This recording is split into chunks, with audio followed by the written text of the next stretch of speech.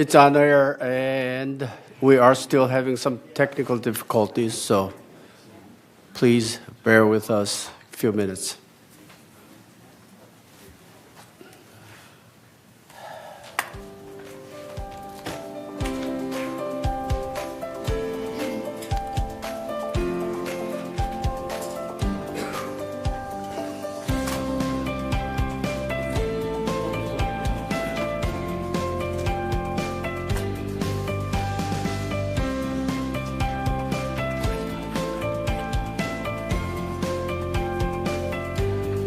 Meanwhile, can we mute all cell phone at this point? I did already. Please.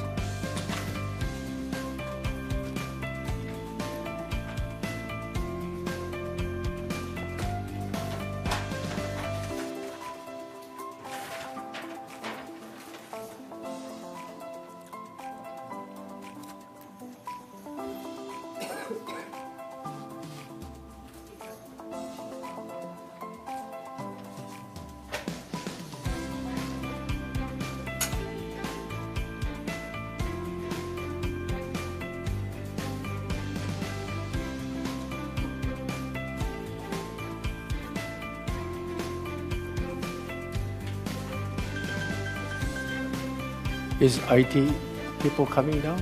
We're fixing an apartment right now. Oh, okay. A couple more minutes, right? Okay.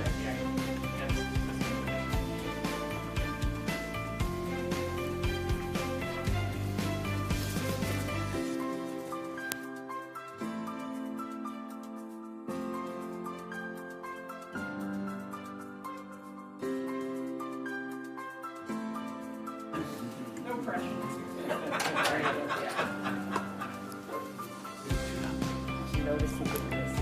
I guess we can do that, with our mic system. We can yell at each other.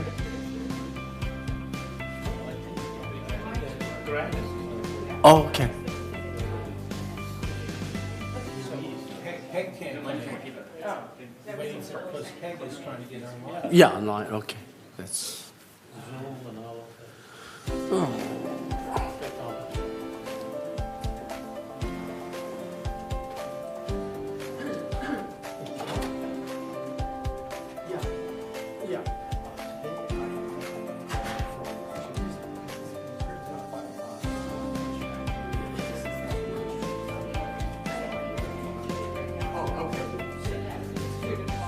Okay, let me just make sure it's on.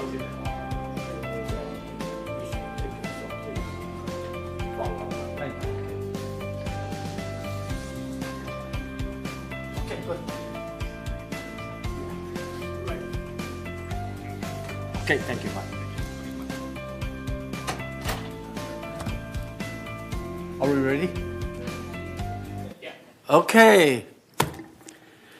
Today is January 21st, regular open meeting of the third Laguna Hills Mutual Board of Directors, a California non-profit mutual benefit corporation. Tuesday, January 21st, 2025, 9:35, about 5 minutes behind. We are here at the Laguna Wood Village Community Center, boardroom, 24351 El Toro Road, Laguna Wood, California. The purpose of this meeting is to conduct the regular third mutual board meeting in accordance with Civil Code 4930 and was hereby noticed in accordance with Civil Code 4920. Okay, we have quorum, so I call this meeting to order. That's the first. Second, let's do Pledge of Allegiance. Director Johnson, could you lead us, please? I pledge allegiance to the flag Of the United States of America and to the republic for which it stands, one nation, under God, indivisible, with liberty and justice for all. Thank you, Director Johnson. Now, item 3, approval of agenda. So moved. Second. Okay, Robert first, and then Steve. Second. Any discussion with, about agenda? No? I have.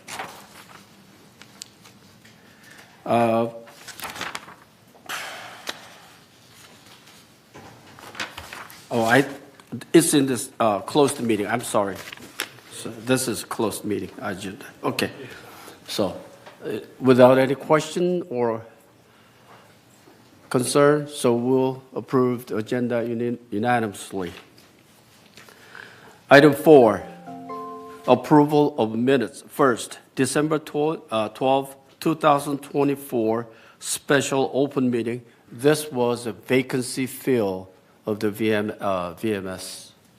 Am I correct? So, I'll make a move. okay. I'll raise a move. So if you want, we can approve all of them at the same time. At the same time? Okay. A, could you withdraw your motion? Then? I'll withdraw my motion. Okay, good, And I'll thank you. make a motion to approve all of them at the same time. Okay, good. Second. Second is Stephen. He's ahead of me. Thank you. So item A, B, C. Any discussion or concern about the meeting minutes? No? Okay, so say aye for all the approval? Oh, good. Thank you. It's approved unanimously. Item 5, chair remarks. Okay. All of our third mutual members. First of all, I would like to address some concerns that has been brought to our attention by our third resident lately. As an ongoing issue in LA area, our residents have contacted and raised a great concern over the fire hazard of our village, especially in third mutual community, because our third mutual properties are closer to next park area. Since then, I asked landscape department to put utmost effort to clean up debris and fallen tree branches after last strong winds. Sometime early last week, I noticed a lady at the building 5371. She was raking leaves, pine needles, and the branch around her building at night. It was very humble to see our members do some volunteer work in dark at night. Thank you to that lady.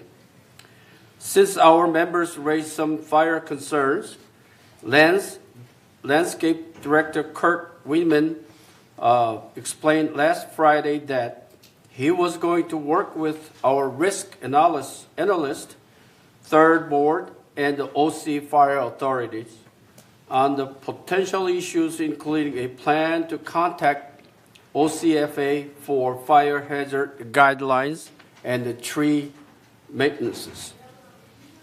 Regarding the current LA fire, Korean American Association is campaigning for their own club donations and is looking for around 20,000 donations.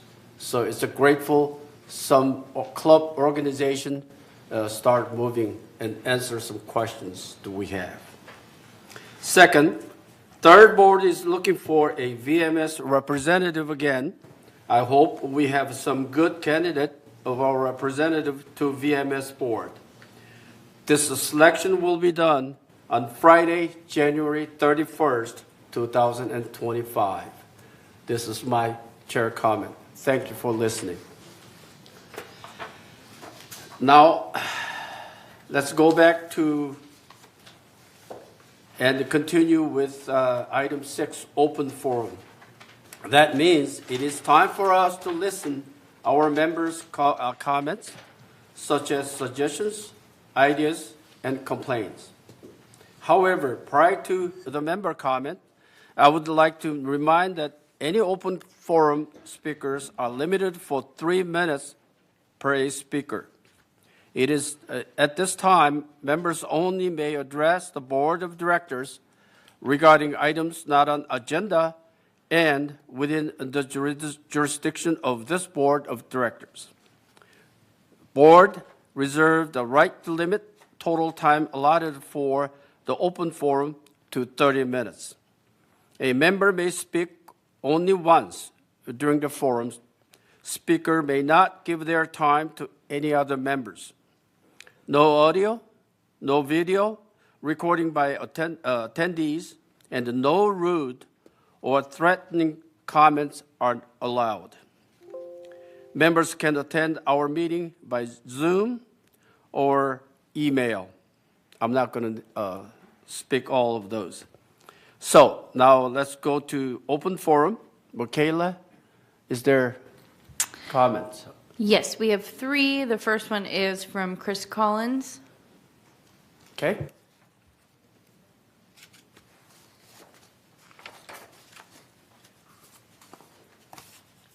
Good morning, Chris Collins, 3306Q. Thank you, and we have a great deal to be grateful for. The holidays gave us a chance to acknowledge our gratitude for the many benefits and blessings we experience, and celebrating the holiday with family and friends let us acknowledge the power of community. The Foundation of Laguna Woods Village is particularly grateful for the power of community and the generous support it receives via donations from individuals, clubs, and other organizations in the village. This generous support permits the Foundation of Laguna Woods Village to once again provide holiday cheer to New Year village residents. So with the help of social services and South County Outreach Food Pantry, the Foundation was able to identify 135 in need of some cheer and provided them with grocery cards to ensure each had a special holiday meal, something that they probably would not have had otherwise. These donations and support are particularly appreciated as the Foundation celebrates its 27th year of operation. This year, the Foundation was able to continue its core mission of providing temporary emergency financial assistance to residents needing help. In addition, it continued funding Meals on Wheels, providing scholarships to Alzheimer's support services, transporting residents to the food pantry, sustaining fall prevention classes, and providing emergency response devices to fall risk residents, among other ongoing programs. Of course, this year the Foundation also started a new initiative to provide financial assistance for hearing aids. So in addition to all the individual residents who have donated, the Foundation is particularly grateful to the following clubs, religious organizations, and other groups that donated this past year. So here's a short list: the Aqueducts, Art Association, Center for Spiritual Living, Chicago Club, College Club, Concerned Citizens, Garden Club, Joyful Christian Church, Korean Bio Senior Group, Lawn Bowling Club, Men's Golf Club, Needlework Club, Publishing Club, Republican Club of Laguna Woods Village, Saddleback Kiwanis Club, Sarah's Bible Group, Sewing Supers, Table Tennis Club, Taiwanese Club, and Yonsei Alumni Association. So best wishes for a new year, and thank you for your generous support of the Foundation, which is truly neighbors helping neighbors.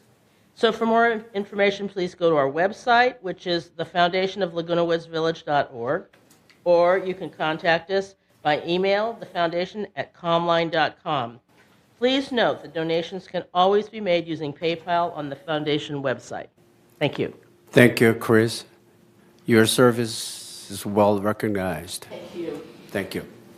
Next speaker is Joan Milliman.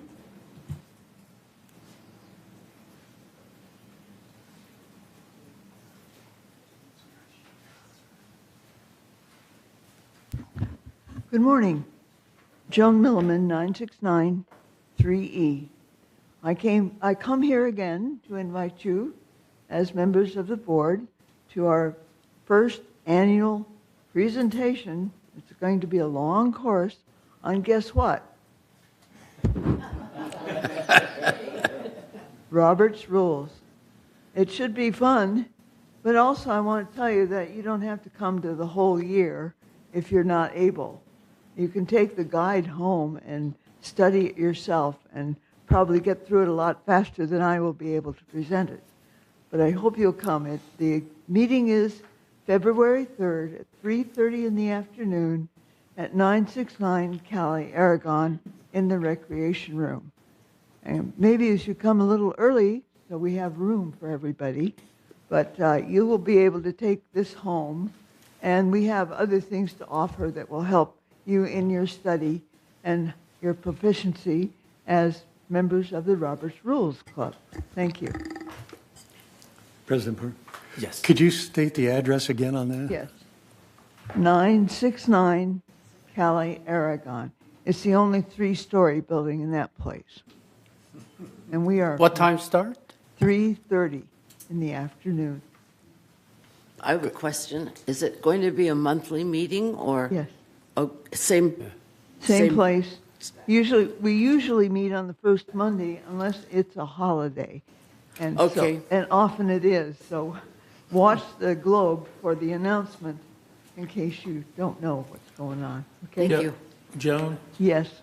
969 is near Right. the library, right? Right. We're just beyond the library. For purposes, Thank because you. 969 is not a number that most people recognize as being Third Mutual. So I just want to point out the location in case Right. people. And you can park right next to the building. That's the best place. Yeah. So Thank hope you, to see you Joan. all there. Thank you. Thank you. I definitely need that seminar, I think. Thank you. I do not know. Listen, we all do. It's a lifelong experience. So Yes. don't berate yourselves. If you know three motions, the main motion, amendment, and amendment to the amendment, that's a great start. Yes. It helps. It helps to focus you. And that's what it's all about, focus and legality. Yeah. Everything you do is printed out in your minutes, so you want to be sure that it's done correctly. Thank you so much. Yeah, my great teacher is Mr. Robert Muchnick at this point. Good man. Thank you. Yeah, Robert's rules. This is Robert. Yeah. Who's next? Next speaker is Ro Kendall. Oh, roll.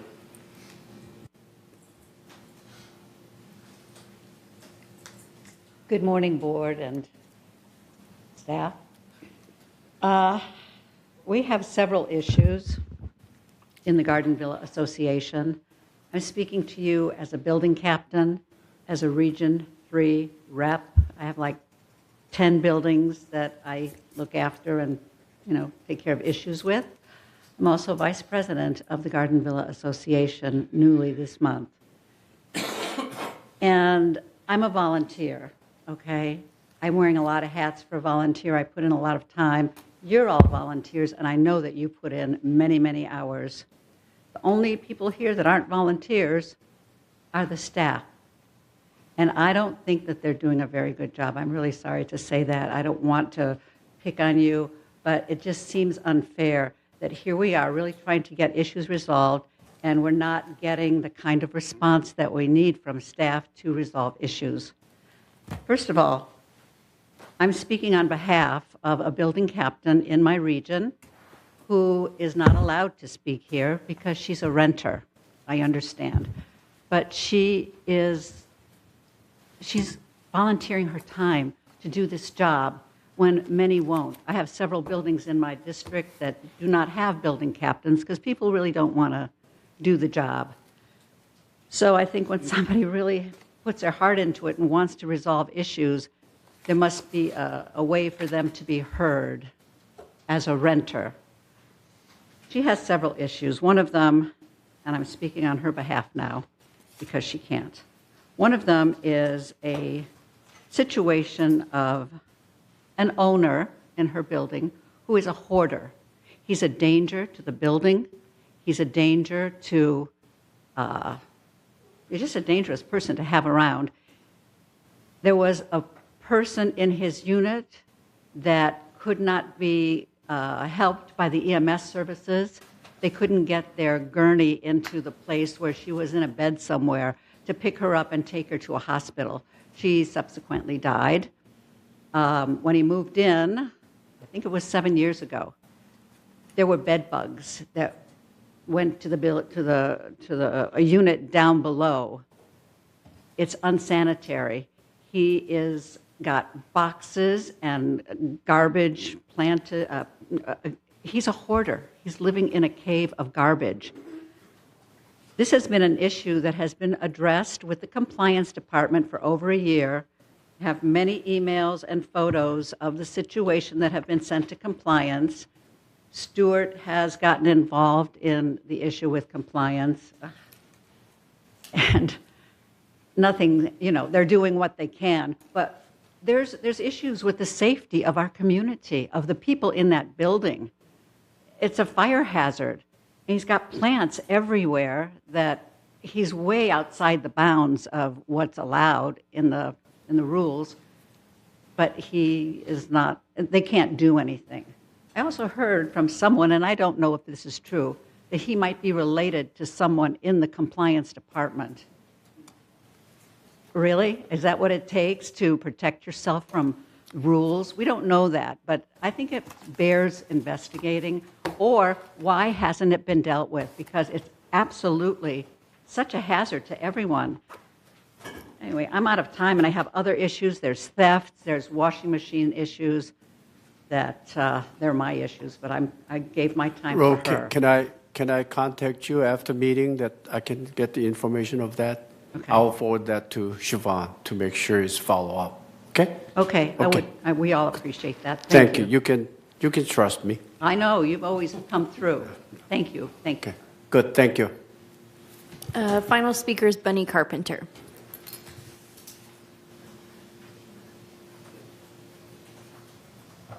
I'm Bunny Carpenter, 5361P, and we're all worried about the fires.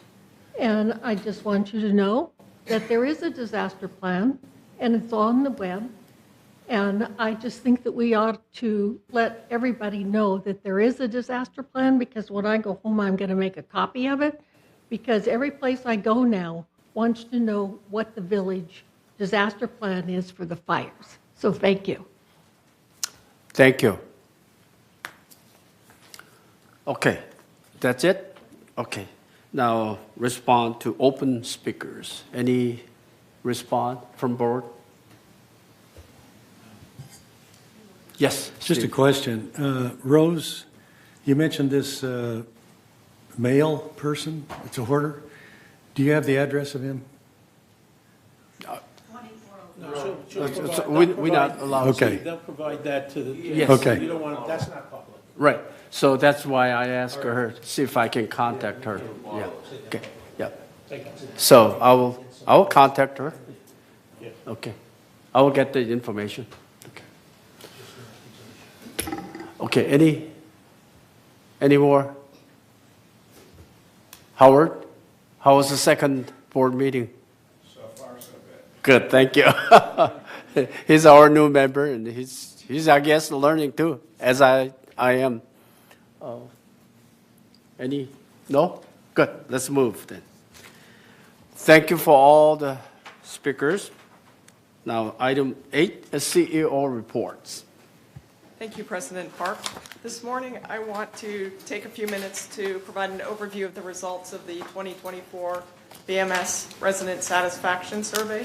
This was the first time we have conducted the survey, and we will be conducting it yearly moving forward. The full report is available on the Village website under the News tab.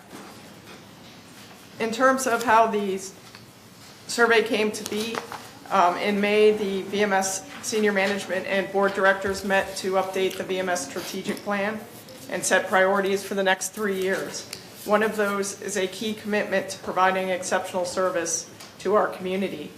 This goal, like any others, requires a clear and visible means to measure progress and success. And to that end, a VMS ad hoc committee was formed and recommended conducting a resident satisfaction survey on an annual basis. These survey objectives include measuring satisfaction with VMS services, identifying areas for improvement, enabling a consistent way to compare results over time, build confidence in the results among residents and staff, and enhance alignment with resident expectations and our organizational goals. The survey period was November 12th to 30th, 2024. The survey was available both digitally or by paper copy paper surveys were available in our various facilities here in the community. The survey was promoted via What's Up in the Village and the Village Breeze, and it received support from the GRF Housing Mutual presidents and club presidents. Overall, the survey response rate was 3%, which may have been influenced by the ID requirement. An ID number was required for the survey to ensure integrity, confirming residency, and preventing duplicate submissions. The ID requirement may discourage participation due to the lack of anonymity. The next chart shows the satisfaction level by length of residency. The above average satisfaction score of 3.5 highlights an opportunity for further improvement toward achieving the goal of exceptional service. The survey results provide guidance for targeted efforts. Satisfaction trends based on residency length suggest an opportunity to better engage with our long-term residents. Lower satisfaction levels among this group may stem from evolving expectations or comparisons to previous service standards. This chart reflects residents in all housing mutuals, and they all demonstrate similar satisfaction levels. In terms of satisfaction by function, events and sports and leisure and amenities ranked high. Functional areas most in need of improvement are building maintenance and landscaping. This chart shows communication satisfaction by mutual, and it's pretty consistent across the board. The next chart shows reliance on communication channel by mutual, and it shows that primarily residents rely on email, the Village Breeze, and the Laguna Woods Globe for information. In terms of digital versus paper surveys, out of the more than 800 paper surveys distributed, 76 hard copy surveys were returned, and there is little difference in satisfaction levels between digital and paper respondents, as shown on the chart to your right. In terms of satisfaction levels between digital and paper respondents, there's consistency across the board with the exception of security and maintenance, which have small differences between the digital and paper respondents. With respect to communication, there's little difference between satisfaction levels between digital and paper respondents. And this chart shows the reliance on communication channel by digital versus paper respondents. And the key distinction is that paper respondents are less likely to use digital communication channels, as one would expect. In terms of considerations for future surveys, future VMS surveys should focus on maintaining data reliability and providing actionable insights. Recommendations include retaining the ID requirement to ensure data accuracy and prevent duplicate responses, utilizing hybrid formats to balance cost considerations with inclusivity, scheduling surveys earlier in the year to align with strategic and budget planning processes, and determining the best way to reach our non-English speakers to make sure they are well represented in the survey group. And that concludes my update this morning. Thank you. Any comments from board? Any question? Yes, Jules? I would like to know, I think I asked the question before, perhaps not of you, of what experience, for example, did any of the people who created the actual questions of the survey? And I ask that because anyone who has any experience with surveys knows that the survey results can be predetermined by the survey questions. There's a huge problem of bias, and I'm wondering, like, for example, what experience the people who created the survey had, and what was done in order to avoid bias. The ad hoc committee had 2 members with extensive experience, and then they had a consultant work with them to address the specific issue that you just mentioned. Was that a professional? Yes. Who is that? I don't have the name off the top of my head. Can I get that? Thank you. Okay, Moon. Thank you. 3% response is not very good. Is there any way we can make it better, or is VMS or VMS board think is there any better way we can increase it? When you look at this is democracy, 3%, no meaning.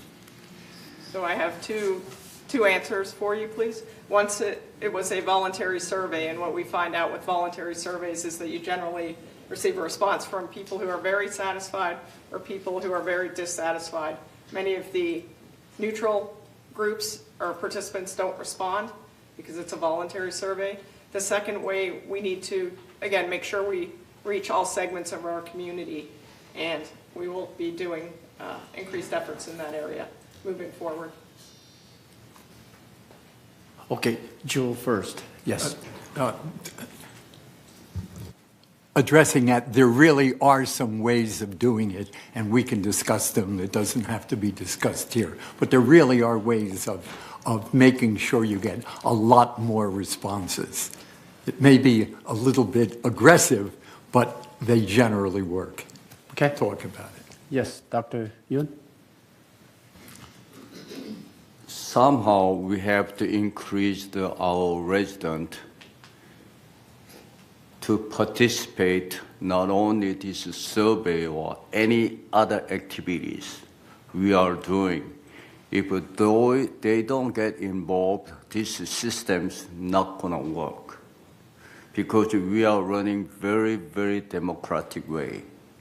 No autocratic ways, so everybody have to put their chips in it, make it work. So if we have only 3% survey or 3% something less than 5%, this system is not going to work as we are intended to. So it goes a lot of other ways. Well, though I'm Korean and I'm involved in Korean society in Laguna Wood, I'm sending almost a lot of email, letters, and whenever I have a chance, even I write it, I quote a poem and anything I want, encourage their participation. Somehow we have to do that. If our resident doesn't get involved, and then once in a while they have a water leak, once in a while they have a traffic jam or a traffic that they come in here and pounding it. That system not work.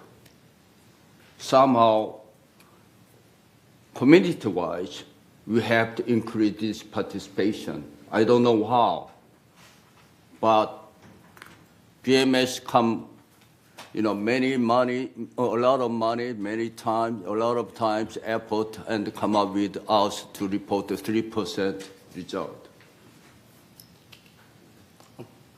Very, very unsatisfactory. Thank you. Yes, Reza. Thank you, Mr. President. On the survey, out of the 3% return that we have, do we have a breakdown of each mutual, how many people responded? Because I understand the numbers, but there is no... Sure, I can provide that to you. Okay. Because that's important to see if most of the people were United responded, most of the people the 50s. Understood. I can provide that to you. I Thank you. appreciate it. Thank you. Any more comments about the survey? Yes. Oh.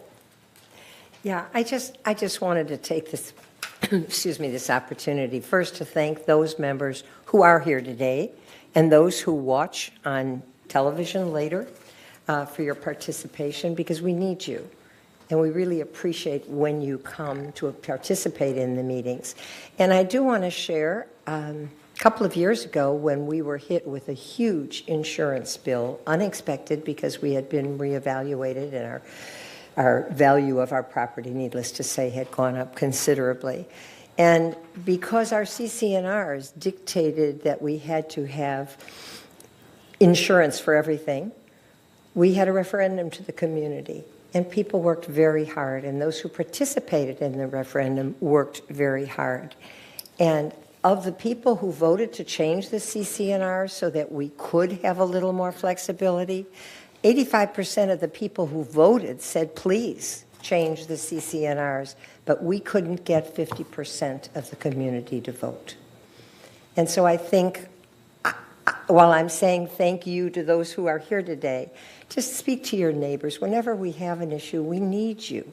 And it's really important, because had we had that other than over 50% of people who live here, we might have been able to go to the courts for help. But they would say, you can't even get half your community out. So please, thank you to those who are here. Thank you to those who listen. Thank you to those who watch. And as we move forward, please participate. Okay, good. Thank you. Yes, Joe? I just want to add a postscript to what Donna said.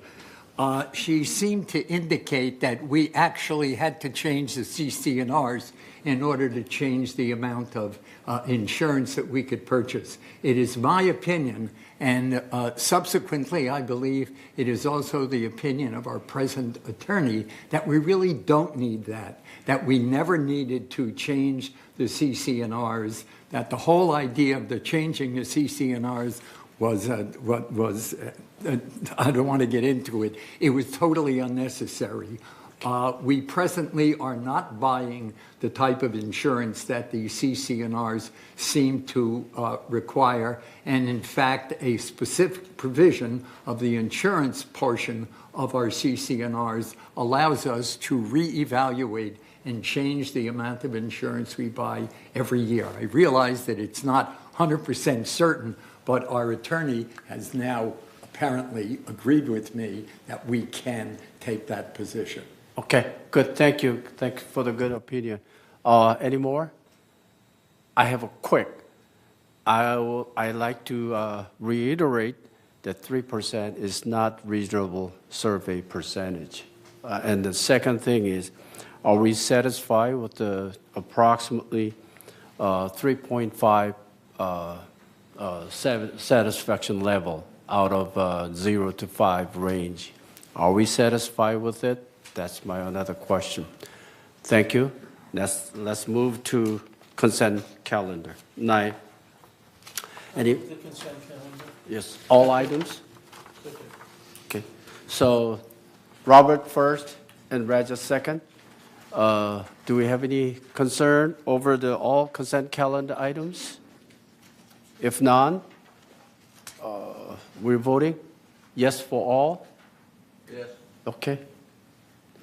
Robert, Reza, yes. Okay, so all unanimous. Thank you. Item 10, unfinished business. I didn't ask Donna, but please read off for us. Item A and B. A is entertain motion to reconsider the damage reimbursement administrative fee. Item B is entertain motion to reconsider the appeal policy. First, Donna, would you read item A for us? Where do you have what you want? 10A. The yellow sheet. Yellow sheet. Attachment 1. Yeah. Page 5 of 6. Yeah. You can tell this was a surprise assignment, so forgive me. I'm sorry. That's okay. We're looking at Resolution 0325XX variance request. Is that the first one? No. Then- Fee for damage reimbursement. I didn't think it was. Yes. 506. Page 5 of 6. 10A. 506. Last month you read 28 days. There are, just so you all know, this entire agenda is filled with yellow pages. I'm sorry, Very I did good. not discuss with you ahead of time. No problem. Okay. Okay, And please. we don't charge more for the entertainment Yes. that goes with it. Okay, this is Resolution 0325XX, administrative fee for damage reimbursement proceedings. Whereas, pursuant to Civil Code 5855, the board is required to hold hearings to impose any monetary charges to reimburse third for costs incurred in the repair of damage to the common area or facilities caused by the actions or inactions of a member, his or her tenant, guest, invitee, or vendor, and whereas significant staff time is necessary to investigate, document, and prepare concise reports for the damage reimbursement hearings, and Whereas the board adopted an administrative fee to offset the administrative costs incurred. Now therefore be it resolved, January 21st, 2025, that the Board of Directors hereby revises the administrative fee for damage reimbursement proceedings, and resolve further the administrative fee for costs related to damage reimbursement proceedings will be 10% of the total cost of the damages, with a minimum amount of $100 and a maximum amount of $200. And resolve further, this fee would become applicable at the point the hearing notification is generated, as at that point, additional staff work is involved. And resolve further, Resolution 03-23-121, adopted October 17, 2023, is hereby superseded and canceled. And resolve further that the officers and agents of the corporation are hereby authorized on behalf of the corporation to carry out the purpose of this resolution. December initial notification was then done, 28-day notification for member review and comments to comply with Civil Code 4360 has been satisfied. Thank you, Donna. So it's Robert moved, and who's second? Second is Steve. So any discussion, any concern over this administration fee? Yes. I'd just like the members to know that currently, until we pass this new resolution, currently the fee is 10% of whatever the amount is that's owed to the mutual. So if it's $5,000, then 10% of that would be $500. So in actuality, we're trying to lower the cost to represent the actual staff time, not just a flat 10%. Yes, that does make sense. Any more comments or concern over this bill? No? Then let's vote. Yes. On screen, huh? The vote on screen, yes. On screen? Peggy has her hand raised. Peggy, Yeah, are you Peggy. voting for? Hello, Peggy. Unmuted first.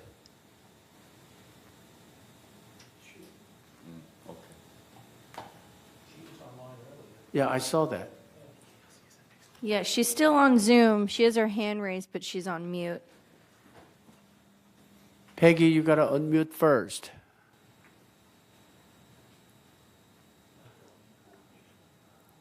Okay. 9. We need. I did. I did. Yes, I vote yes. Okay. Good. So it's the 10. Peggy, can you vote, please? Oh, in this case, what? Is abstain? Yeah, I'll mark her as abstained. Okay, good. 10-0-0, but 1 abstain from Peggy. Okay, good. Thank you.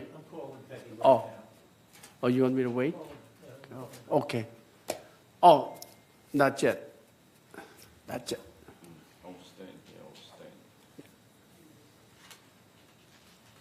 I can fix it too. Okay. All righty. Let me pass the phone over to the secretary so they can record you back. Oh, her hand is up. Oh, Peggy, you got to unmute. She's trying to unmute, but she says it. Oh, I see. She raised her hand. Yeah, but she cannot unmute. Okay, perfect. Thank you so much. Can you, Michaela, can you unmute? No. No. Yeah, okay. Good. Okay, am I Good. unmuted now? Yes, we can hear you, Peggy. Okay, good. Thank you. Voting result is? Unanimous. Unanimous? Yeah. Okay, 11-0. So it's passed. Please, resident, understand we are imposing almost like a $100 to maximum $200 fee. Thank you. Now, item number B, entertain motion to reconsider appeal policy. Could you read it, please. And now that I'm forewarned, Okay. we're looking at Resolution 0325XX, Appeal Policy. Whereas Third Laguna Hills Mutuals, known as Third, governing documents require a member to seek approval from the Board of Directors, known as Board, on various matters of corporate business by way of the committee structure or management, and whereas the Board recognized that need to amend the appeal policy to streamline the process and provide efficiencies, now therefore be it resolved January 21st, 2025, that the Board of Directors of this corporation hereby approves the revised appeal policy as attached to the official minutes of this meeting, and resolve further that Resolution 032370, adopted June 20th, 23, is hereby superseded in its entirety and canceled. And resolve further that the officers and agents of this corporation are hereby authorized on behalf of the corporation to carry out the purpose of this resolution. 28-day has been satisfied. Okay. Robert moved and Reza second. Any discussion about this appeal policy? Yes. Joe? Yes, I strongly object to the adoption of the new appeal policy. It epitomizes what's wrong with our disciplinary procedures. It says all decisions, whether in open or executive session, shall be final and not subject to additional review. They call it an effort to review and streamline the process. Sure, we can streamline the process by giving it to the members, by taking away their right to appeal a guilty verdict. Why the need to streamline this procedure? For 26 appeals in 6 years, an average of one every 3 months, is it worth that saving that tiny bit of work in order to deny every member the most basic right that all of us take for granted? This is solely for staff's benefit and members' detriment. Staff, by this provision, seeks to prevent a member from complaining about the staff. Staff can do no wrong. So staff initiates a case before the Executive Hearing Committee, prosecutes the case, and now it seeks to prevent the member from appealing the case. Even if the decision is crazy, the member is stuck. As I will show when I discuss my proposed Bill of Rights, staff has already stacked the deck against the members in two ways. One, it alone decides whether to file a complaint. There is no unbiased third party to determine if they have a good case. And then staff secretly provides the judges with all the information it has, and it doesn't share all that information with the member. And now, with this proposed new rule, staff is essentially saying that even the craziest decision cannot be appealed. Staff can do wrong. This is so un-American, I challenge anyone here to cite a single situation where a person has no right to appeal a disciplinary conviction. It's unheard of. I'm glad staff, if you will pardon me, I'm glad staff has proposed this. It shows how mean-spirited it is. But are you willing to tell our members that we've changed our procedures so that no one can now appeal a disciplinary procedure, even one with a whopping fine? Staff's own agenda attachment shows the weakness of their argument. Here's the current policy. Quote, it is the stated policy that members should have the right to appeal decisions made by a committee whose membership is made up of less than a full board. That's our policy. When we change rules, there should be a solid basis for making the change. When we change policy, there should even be a stronger reason for making that change. I urge, if my hands would ever allow me to change the next page, I urge that policy means philosophy. It shows what we think is important. It reflects our standards, our values. It shows who we are, the way we treat each other. It shows our character. Here, staff is asking us to take away a basic right that every member takes for granted so they can provide efficiencies. so they don't have to bother with the tedious job of attending a single appeal hearing every 3 months. That's shameful. This proposal stinks, and it should be shouted down. Thank you. Thank you. Yes, Robert. Reading from the policy,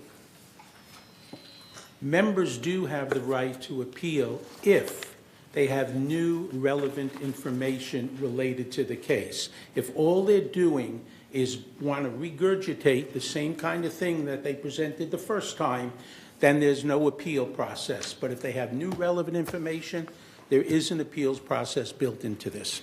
Right, I understand, except... I'm not debating it with you. I'm Sure. making this Yes. statement. Yes. I'm not going back and forth with you. I read the same way that Robert read. So, any more comments? No? Okay, good. Let's do vote. Good. Mine is work today. And I vote now? Yes. Talk to Michaela. Michaela? Yes. I vote yes. Okay, thank you. Support. Thank you, Peggy. It's a 10 yes, 1 no, and motion passed. Resolution passed. Thank you, board members. Now, new business. Are we ready to move new business? Okay, good. 11A, entertain motion to open and close nomination for secretarial officer position. Last month, a board meeting, our ex-secretary Ruth Johnson resigned publicly at the open meeting. So we have to go through the normal nomination process.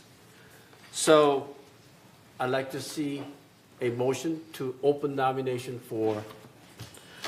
Mr. Chair, I make a motion to open and close nomination for secretary officer position. Yes, okay, just open at this point. Just open. It's quick. Just open. I was reading the statement. It says open and close. No, just open. Let's open first. Just open first. Director Yes. Moon has his hand up. Yes. May I? Thank you. I would like recommend to nominate the Stephen Parsons for secretary position.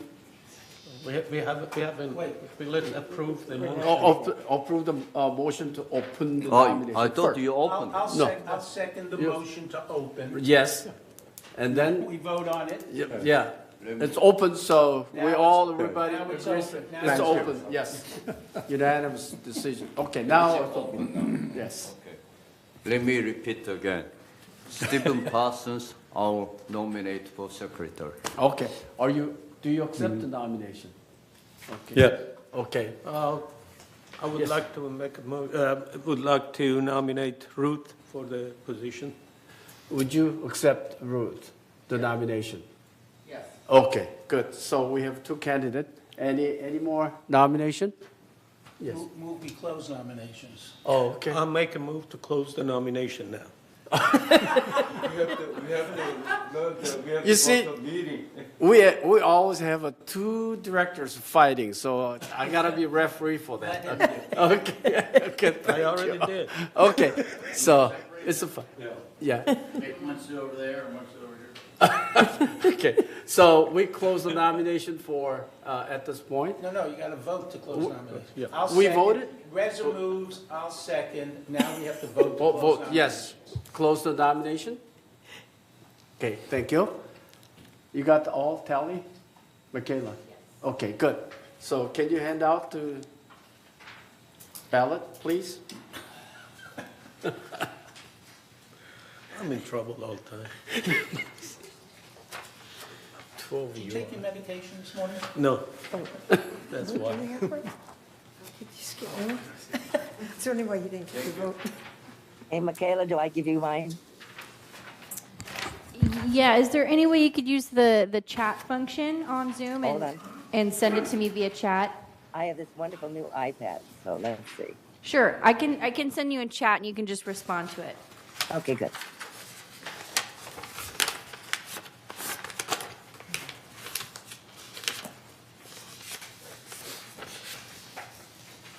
So, Donna, would you observe the tally, please? Thank you. Let me just finish writing.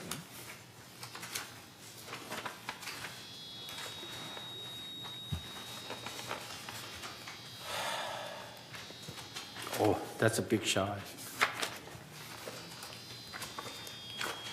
Peggy, I have yours. Thank you. Thank you.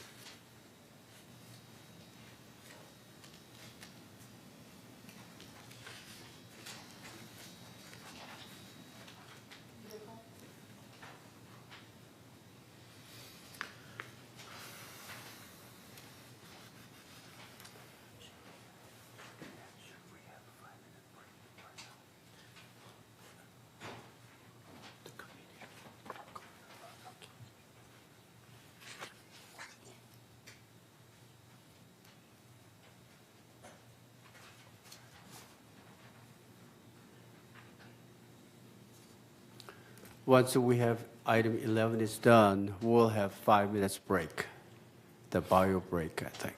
So I can take my medication. So I can take my medication.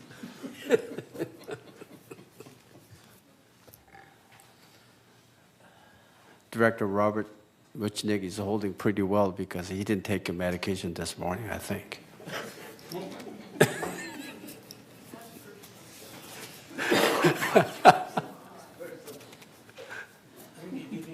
Personal information. I'm offended by that. I'm sorry. Yeah, right. Okay, Robert, me too.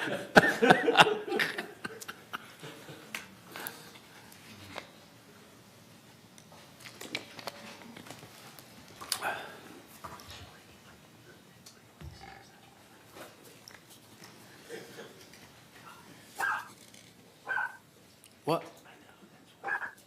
Oh. Oh, it's barking. Oh, okay. Sorry.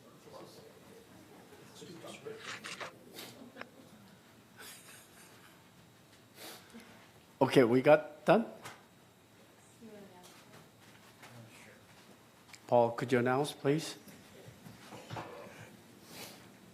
Okay, the final vote tally on this is Steve Parsons with 7 votes and Ruth Johnson with 4 votes. Your new secretary is Steve Parsons. Okay, good. Thank you. Congratulations, Steve. Good. So our new secretary, Steve Parsons. Thank you. Now you can move. Now you can move over here. You want to move it? Okay, after 5. Okay. But you have to read the resolutions. Okay. Okay, now entertain motion to approve revised resolution for election of officers. Paul, could you read it, please?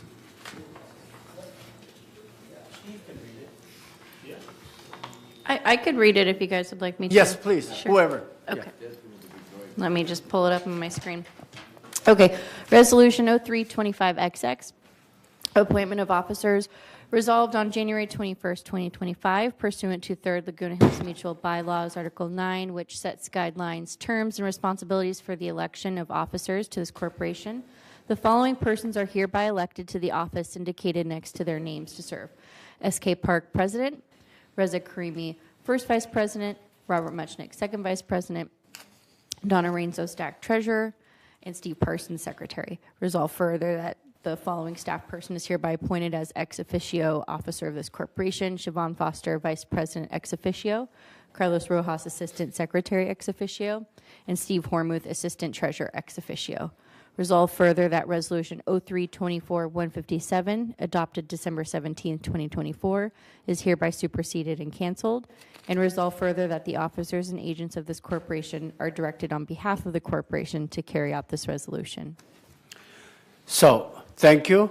And we entertain motion to approve.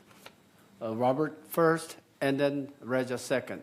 We all unanimous vote? Yes? Yes. Good, thank Yes. you. Peggy, yes? Yes. Yes. Oh, good, thank you. Item B is done. Now, item C, entertain motion to approve, I think it's a revised, right? Instead of revisal. Revised of committee advisor role? Okay, good. So, Steve, could you read it for us? Sure. Resolution 03-25-XX, revisal of committee advisor role. Whereas Third Laguna Hills Mutuals, known as Third, bylaw states that the committee chairs shall recommend to the president the names of their respective committees' advisors, subject to the final approval of the board of directors.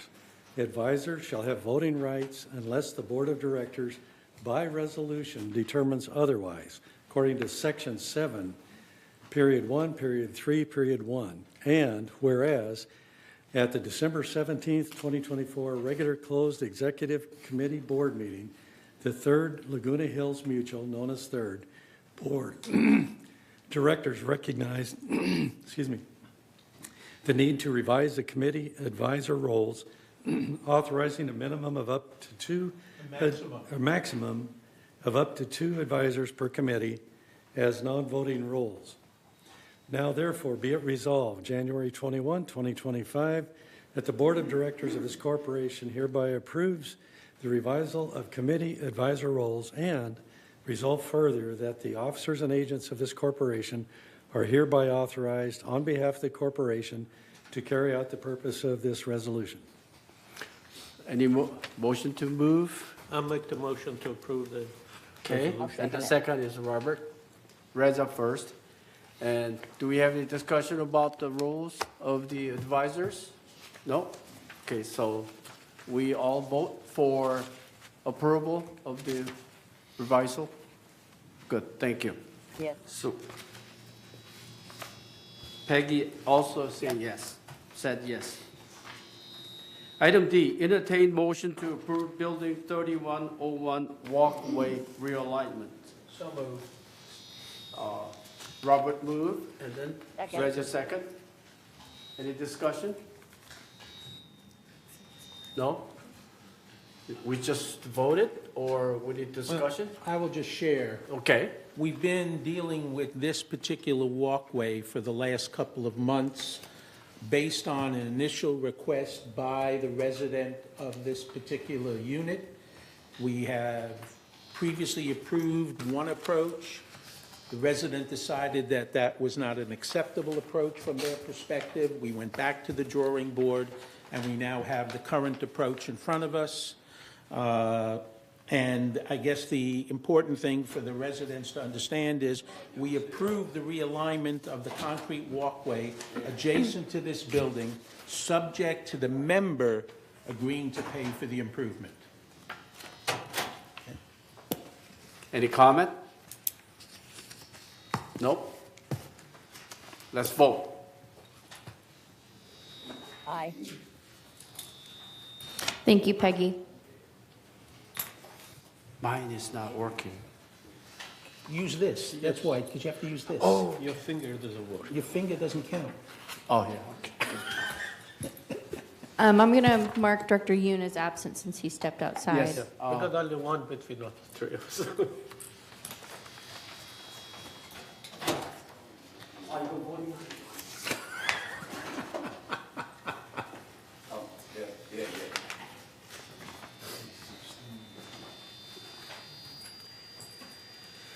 Okay.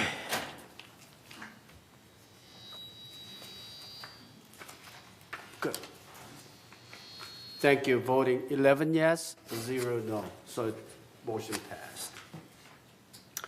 Now item E, entertain motion to approve updated committee assignment or appointment. I'll make the motion to approve. Okay, Reza move. Who's the second? Okay. I'll second. Dr. Yoon, second. Any discussion of the assignment? Yeah, I think Dr. Moon has I second it. I know, but you have any changes because you were discussing that before. I'm asking for the I name. don't have any comment. Any comments? Okay. Fine with it. So any assignment or any argument? Nothing? It's too smooth. Argument? Would you like the resolution to be read? Yes, please. I think we should read all the assignment, right, Paul? Sure, I could just go, if you want, I can go through the changes and just say Just the for each changes. Yeah, committee just which changes. changes. Yeah, Yeah, okay, we don't have let's to do go it. through every Yeah, person. please do. Yeah, sure. So I'll just quickly read the top resolution 0325XX.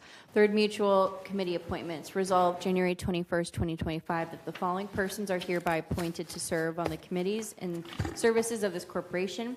Resolved further that each committee chair may appoint additional members and advisors with interim approval by the president, subject to the approval of the board of directors.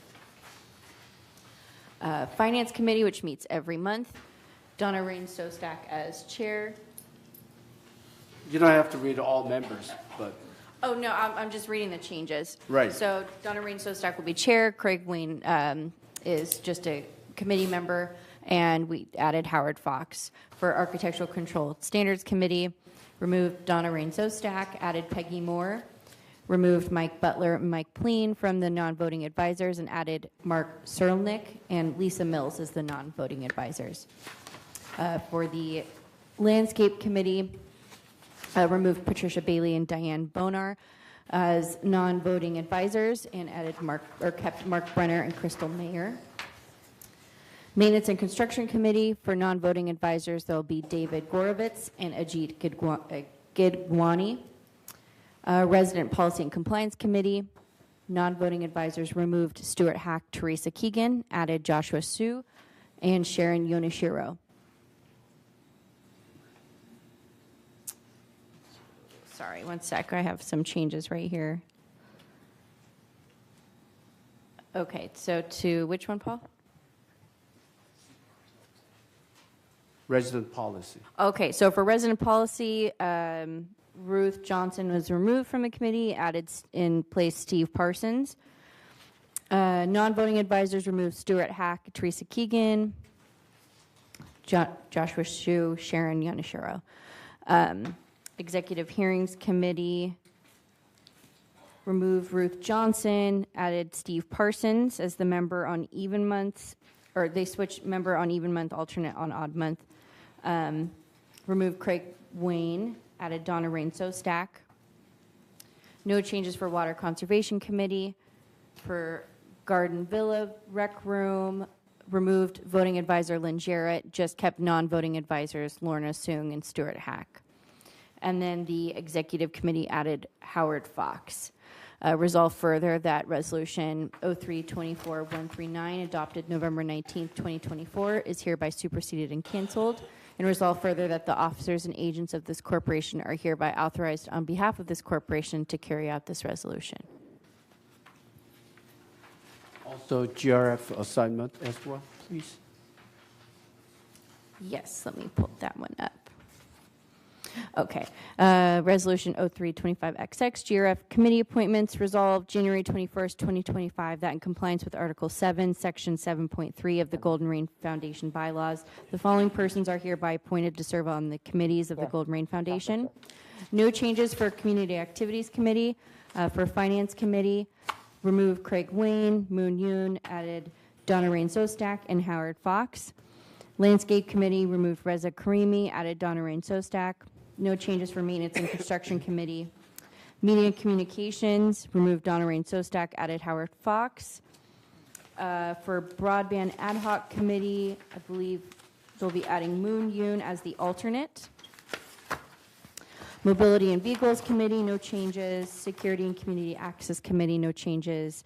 Disaster Preparedness Task Force, no changes. And then for Laguna Woods Village Traffic Hearings, it's switching, so Robert Muchnick will be full-time on the committee, and SK Park will be the alternate on that committee. Information Technology Advisory Committee, there's no changes. Space Planning Ad Hoc Committee, adding Reza Karimi. And Select Audit Committee, remove Peggy Moore and add Candace Tisdall, the VMS third representative, onto that committee. Resolve further that Resolution 03-24-140, adopted November 19th, 2024, is hereby superseded and canceled. And resolve further that the officers and agents of this corporation are hereby authorized on behalf of the corporation to carry out this resolution. Thank you. Make a motion to approve? And then second is, The- so we have a question? Yeah, the only question I have is going back to the committee assignments for third. Okay. All right. Under Executive Hearing Committee, you removed Ruth Johnson. Are we replacing that with Steve Parsons? Yes. Did they say that? Yes. I missed that? Never mind. Pay attention. Never mind. Yes. I withdraw Yes, my Steve. comment. But is it odd and even month? Yes, Yes. you're on even months. Okay. However, you can all both come at the same time. Okay, good. So we have a motion to approve. We all approve the motion? Yes. Unanimous? No? Yes. Okay. Thank you, Peggy. So, Jewel? Okay, No. Jules, Yeah, Okay. Jewel is opposed resolution, so it's a 10-1-0. Thank you. We'll have 5 minutes break. Thank you.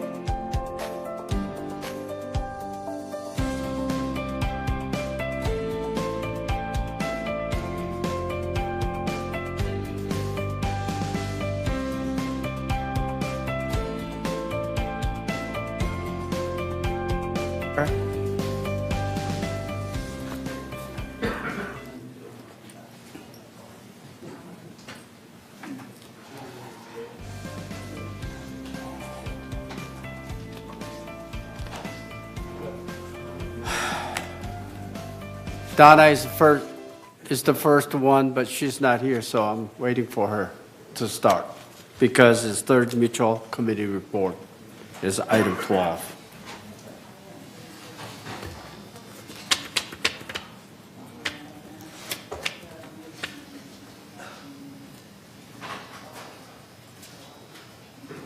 There she's coming.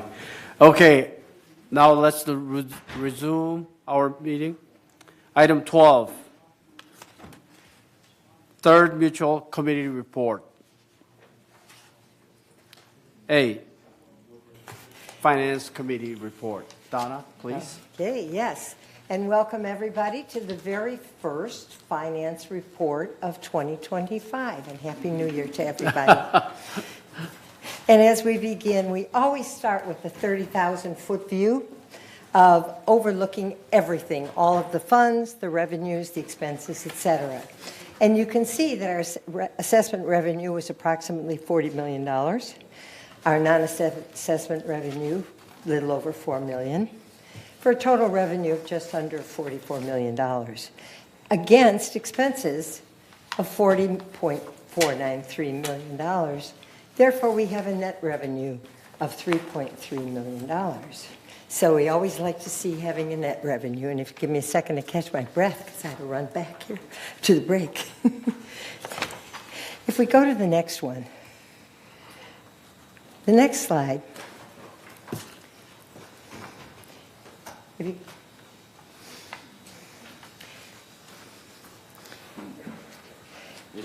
okay, they changed the order. Yeah, I have a different order here, and this is the one I wanted. So thank you very much for doing it. It looked like it was still in the old format. We used to kind of jump around, and I really like going right from that 30,000-foot overview. It always makes sense to me to compare it to budget right away. And so from now on, we'll be doing that in that order. And thank you very much for Michaela for changing the order in time. And you can see that our actual assessment revenue was exactly what we expected. Non-assessment revenues were far better than budget, $683,000, for total revenue, again, on the positive side, or on the negative side, sorry, that non-assessment revenue was negative $683,000. And total revenue the same. And total expenses, as you can see, were lower. So we actually have a bottom line, and I was going to that much faster than I intended to, so that the positive is $1.85 million, and we were very happy to see that. So looking now more detailed, let's go to the next slide. And let's look at our DD. You know what, we missed one slide. Michaela, if you can go back. I think the order didn't get changed. Page 2. It was page 2. We had the income statement, then we had it against budget, and then there should have been a slide that looks at the operating budget. There it is, yes. Got moved way back. Yeah, there is some movement going on there that I wasn't expecting. We always pay very close attention to the operating budget. And why? Because those are the expenses we anticipate. That's what we expect to see happen. And we always, of course, looking at it against revenue. So our assessment revenue, a little over $25 million. Our non-assessment revenue, $2.6 million, for total revenue of $28 million. Against total expenses, again, you see an operating deficit. Before, the deficit you saw was total. Right now, it's an operating deficit. And we're going to look at that much more closely as we move on. So now we can continue. And here are the places where we varied, where we did not hit exactly as we intended or expected, and it's hard to do that anyway.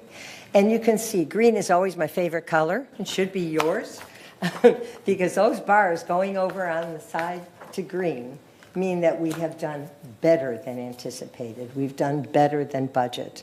The biggest was actually in the area of insurance, and we have our relationship with United to thank in good part for that, because we are doing a collaborative insurance now with them, and that has benefited both mutuals. So we're very, very happy to see that. Employee compensation, that's kind of a combination of good news and bad news. We are ahead of budget, but it's partly because we still have open positions. And we're working hard to fill them. That work is constantly ongoing, but those positions remain open, and as long as they do, the budget does look better than anticipated.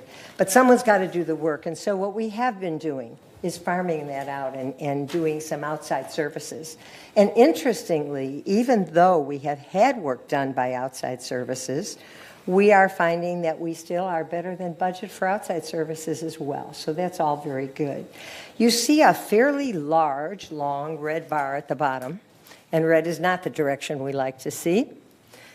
And that is fees and charges to residents. And you kind of wonder, how could we be there? What this was is getting caught up on the backlog of all of those damages that we had during that period of heavy rain a couple of years ago. And the first insurance claims, the first balances after we started settling things, were much more favorable than they were in 2024 last year. So the budget for 2024, assuming revenues equal to what they had been similar in 2023, missed the mark because, in fact, those later cases did not result in the same revenue. We have other ways to make it up. We're going to be just fine, but that was really just a miss on anticipated revenue from the insurance claims. So if you'll move on. Slide number 5. We're back to the pie charts, which I really like, and I hope you do as well, and our members do, because you can just so quickly see where our revenue is coming from. This pie chart looks at non-assessment revenue, a little over $4 million. And chargeable services accounted for 38% of that. Investment interest was our second best, which was 35%. Lease processing fees, not a lot, but 6%, and we'll take it because everything helps. Laundry revenue, permit fee, and as you look on, these are very, very small slices of that pie. And so, again, important to keep in mind chargeable services and income interest from investments are our two biggest sources of non-assessment revenue. As we move on to the next slide, we're looking at our total expenses. And again, we put it back in a pie chart so that it's much easier to visualize. You can see, and not surprisingly, employee compensation and related expenses are 31%. What is interesting is outside services, which really are sort of employee expenses. It's just that hiring outside services and contractors to do that work. And that's 26%. So altogether, we've got 57% of our total expenses relate to employee compensation, work being done, et cetera. Insurance accounts for about 18% of our budget, which is actually quite a bit, but we've been improving on that a little. We will be keeping, and we want you to know that, keeping a very, very close watch on what's happening with the insurance industry since the fires, et cetera. And we just want you to know that your board is working on it and looking at it very closely. We get an allocation to the mutuals from GRF, and that's very small. That's about 3%. You can see our utilities were 16%. That's something that we really have little control over, except we do, when it currently comes to water, ask our residents to pitch in. And you'll be hearing a little more about that when the Water Conservation Committee presents. But for the most part, utility rates are fixed. It's how much of them we use that determines that percentage. And then very, very small materials and repairs and maintenance. And if we go on, that's that operating slide that we saw that got in the wrong direction. So let's continue. You don't need to see it more than once, I'm sure. These are our remaining. We looked at the operating fund balances. It was nice to see it in front of the non-operating funds. The non-operating funds, Garden Villa, unappropriated expenditures, that's really what we typically refer to as a contingency fund. Expenses, we know there are going to be some. The question is, where are they going to be? And that's budget is based upon assumptions. The disaster fund, replacement funds, which is really our reserve, and our totals. And you can see that our current balances right now, we have $37 million in total in those non-operating fund balances. And so let's move on to the next. And here you see the same thing just in a bar chart. And it's interesting, these funds never really change position. The top very thin bar, you have to look really, really closely to see kind of a mustardy, skinny line, and that's the Garden Villa Recreation Room Fund.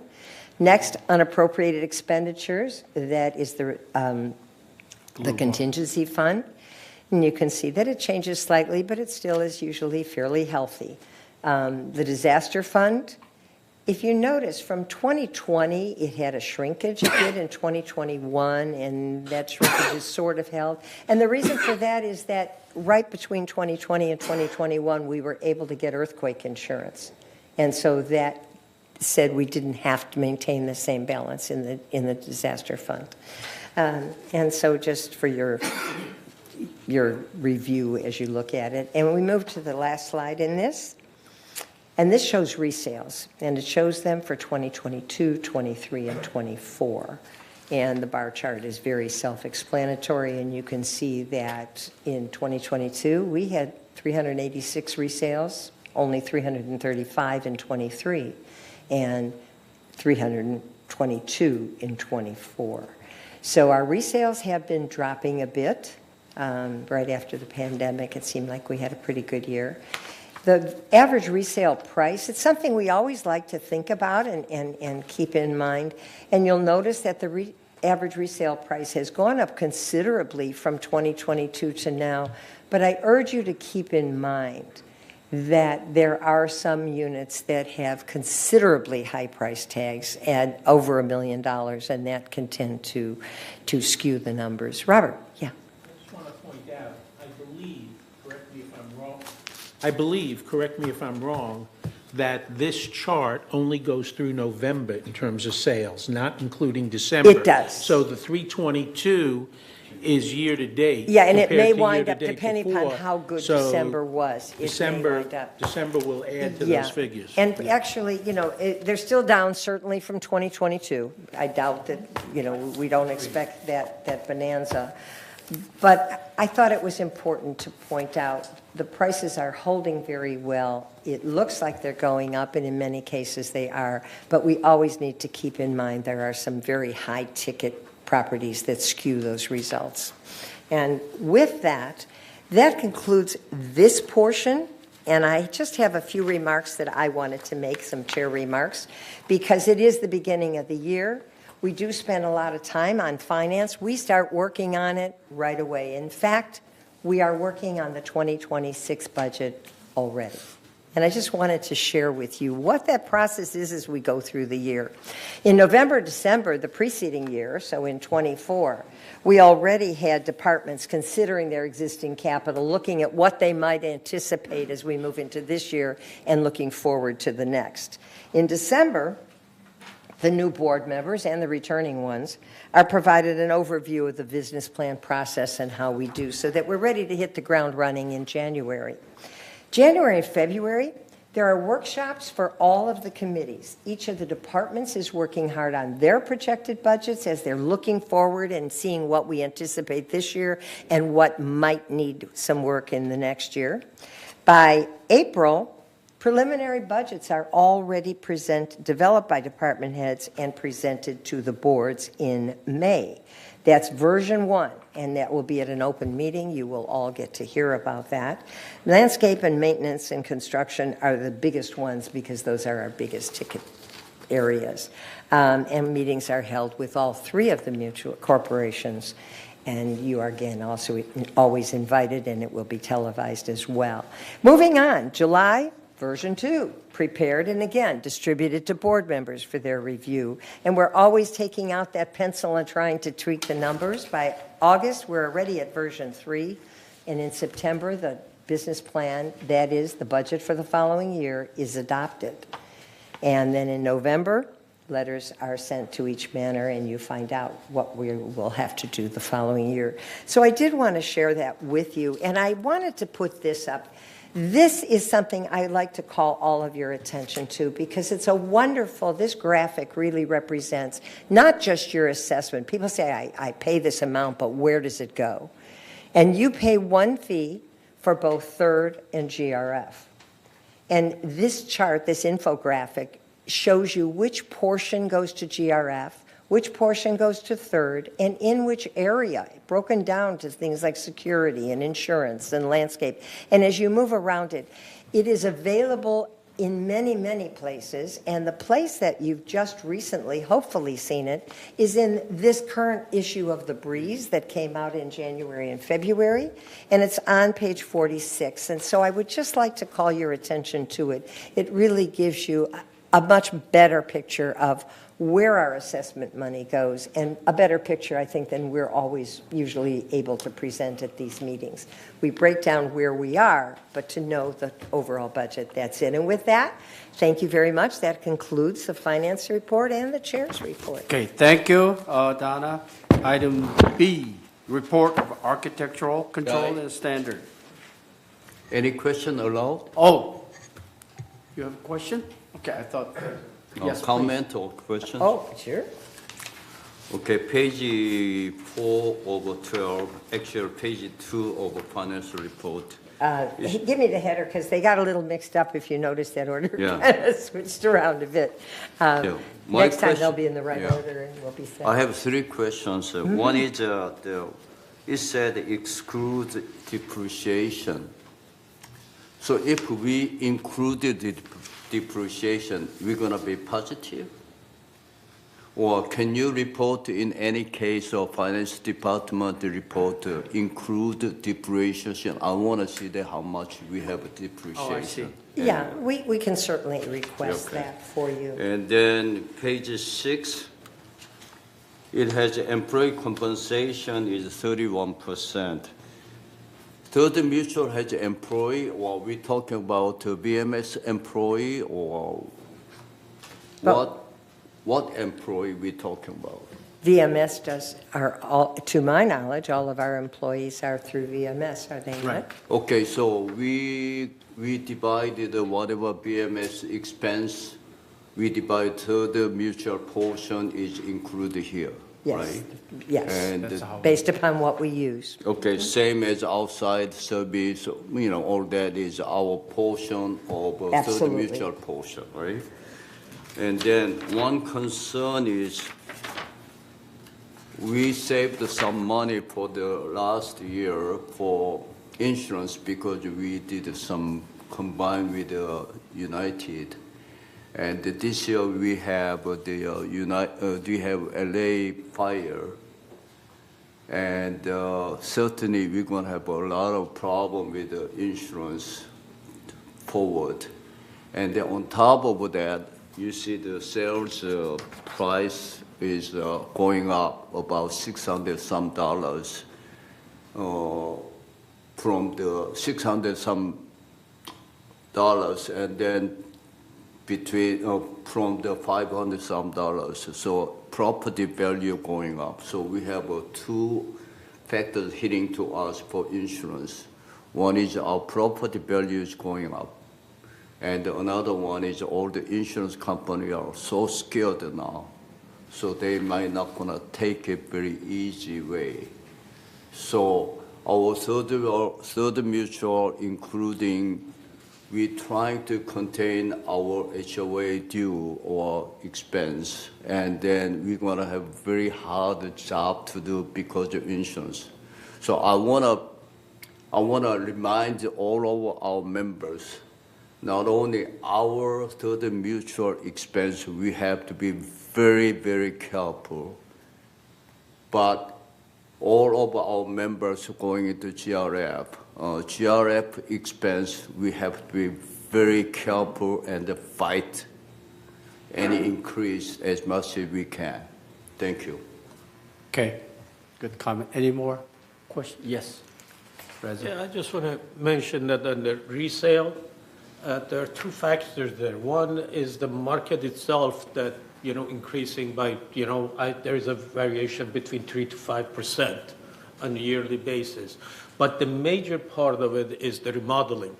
When we buy the unit here and they do remodel and sell, the increase is over $100,000 on the value of the house, sometimes $200,000. So those are the issues that we need to consider. It's not just the market going up $100,000, is the input into the units that bought by the, flippers, I call them, and they increase the value of the property.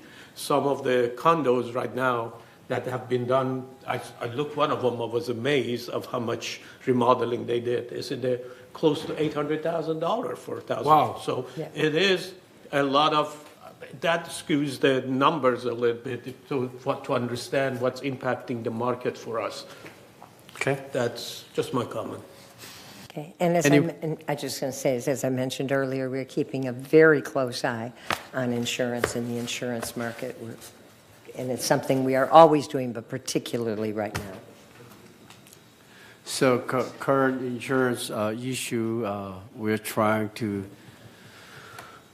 come up with some other savings by going different insurance company as well. So it's coming.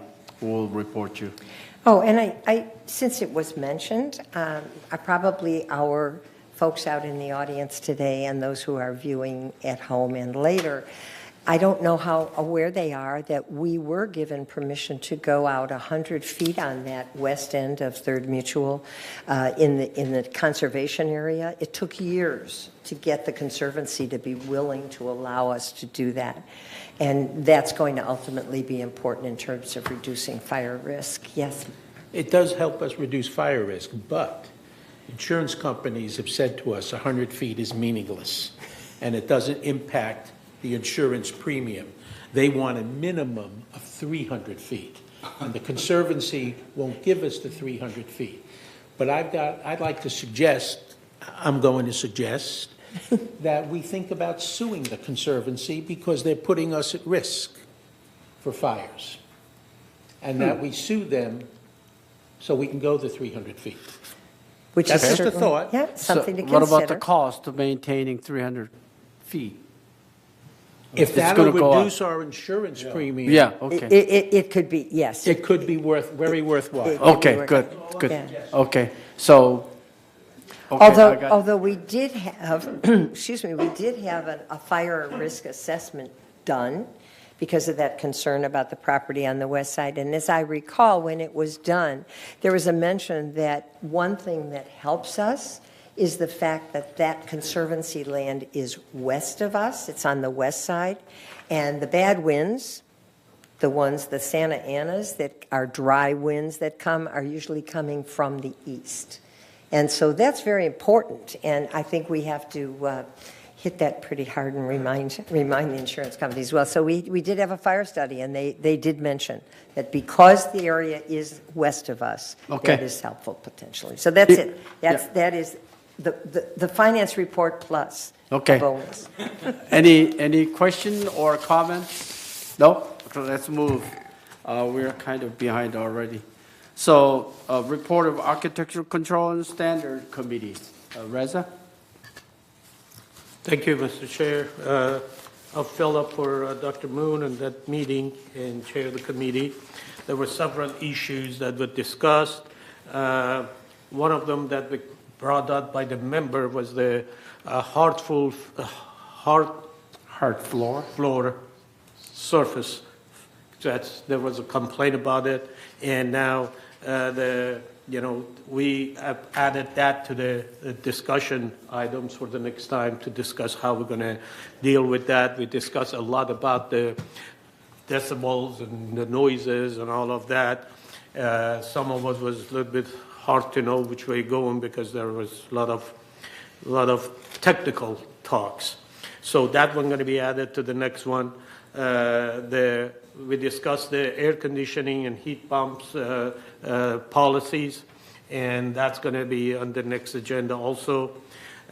We discussed the over-the-counter variances, and I think that was approved. The other issue was the use of the exclusive use common area. And there was a lot of discussion about, what percentage of the exclusive use common area, especially at the courtyard, not the patio, which is the back, can be taken before you come to the, fully to the street, rather than staying behind the gate that have the courtyard. So that's going to be discussed in the next one also. The committee going to talk about it, and how they're going to deal with that. And then, other than that, our next meeting going to be February 10 at 9:30. Good, thank you. Continue. Report of Maintenance and Construction Committee. Okay. Doctor. Thank you. The Maintenance Construction Committee met on January 6th, and the department had discussion, started with the laundry machine cashless payments, and United had one presentation. There's going to be another presentation with the United, and we're going to be attending that too, so we learn the companies that can provide those services, and if there are, a good use of our, resources for that. We talk about the street light replacement, and VMS informed that 2 additional poles have been ordered and will be stored by the vendor for future need, because the delivery date for those poles is longer than originally anticipated, and the staff are working on it. Also, the staff was directed to add the Garden Villa building parking garage seepage study to the project log. We discussed the 2026 budget a little bit, and we also talked about 2025 budget, which there was an item in there for the outside services, and we taking that to sending that to the Finance Committee to look at, see if we can use some of that money to restore the Shepherd Crook and then gutter cleaning. That would go to the Finance Committee, and then going to go to the board meeting to the full board after that. Also, there was a request that we do the MNC meeting rather than every other month, do it every month. We discussed a lot of that. We understand that the staff time is important, but MNC is one of the more important areas that we have, and we decided to do it on a monthly basis. As a chair, I will work with the staff to make sure that the agenda is appropriate for the monthly meeting.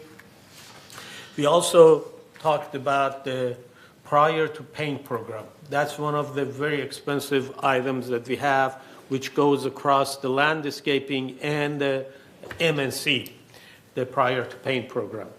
Our next meeting, which is going to be on, let me get the date for that.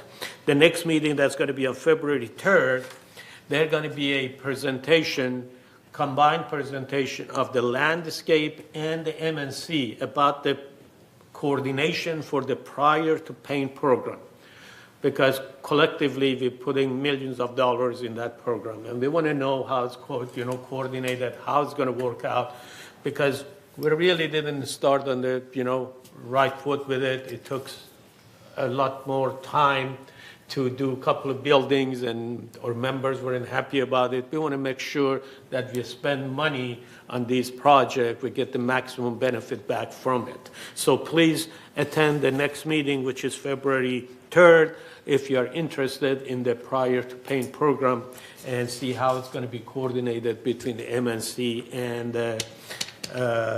the landscaping. That's my report, Mr. Chair. Okay. Report of Landscape Committee is myself.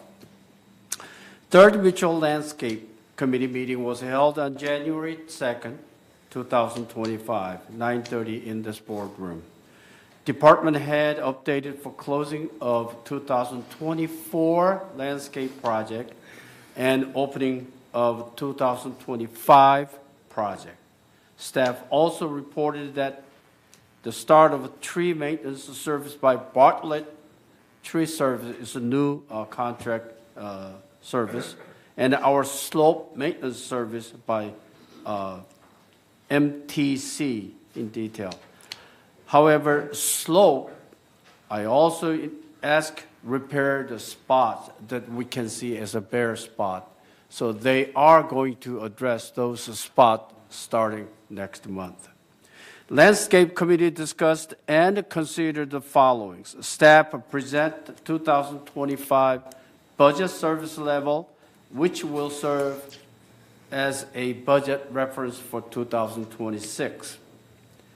Gate 14 survey plan for AB 1572, which is non-functional turf removal project. PPRP prior to paint landscape project process report. 1, 3312, 3319, it is on 90-day maintenance schedule starting on November 25th, 2024. Other ongoing activity for PPRP is the CDS 328, Building 3320, 3325, CDS 401, which is Building 4001, 4002, and then CDS 4003, that is Building 4003, 4004, and 4005. Landscape staff, our landscape staff has been asked for a joint presentation of a PPRP project with MNC on February 2nd. Next, the Landscape Committee meeting is scheduled on Thursday, February 6, 2025, 9:30 a.m. in this boardroom. Thank you. That's my report. E, report of Water Conservation Committee. Director Sostek. Yes, and the Water Conservation Committee had not met since the end of April of last year, but folks have been busy anyway, and we will be meeting a week from Thursday on the 30th of January. The meeting will be held in the Elm Room right on this floor, and we've purposely moved it down to the main floor because it's a room that is very conducive to folks sitting at the table, not just the committee, but participation, because we need everybody when it comes to water conservation. But things have not been idle, even though there hadn't been a meeting in October. The annual H2O for HOAs was presented by the combined water districts of South Orange County, and our own Kurt Weeman was on the panel to discuss water conservation in relationship to landscape. And in November, El Toro Water District, our water district, held their community advisory group called the CAG, and they hold that quarterly, and several of our board members were there, and several members of the community were there also, and everybody is invited and welcome to come to those.